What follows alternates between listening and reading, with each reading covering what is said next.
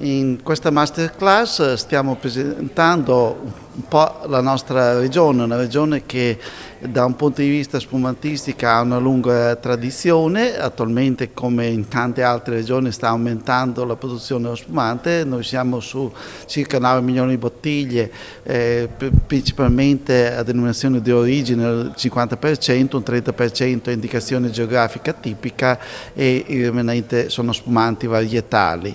I vitigni che si utilizzano per la produzione dei nostri spumanti sono in ordine cronologico, principalmente il Pignoletto, che sta crescendo, una produzione importante di oltre 2 milioni e mezzo di bottiglie.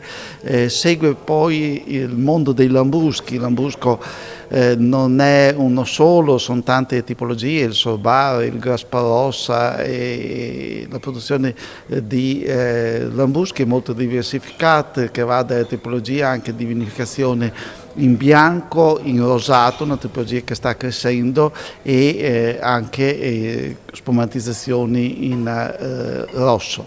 Per quanto riguarda la parte romagnola, anch'essa una zona dove la tradizione spumantistica non era molto sviluppata negli ultimi decenni, lo è stata 100 anni fa con una produzione importante nel fine secolo 800, inizio del Novecento, poi era andato un po' a sparire. Adesso c'è una ripresa importante con i vitigni della Romagna, quindi principalmente il Trebbiano, ma anche l'utilizzo dell'Albana, utilizzi anche di uve a bacca rossa dal vitigno sangiovese vinificate in bianco.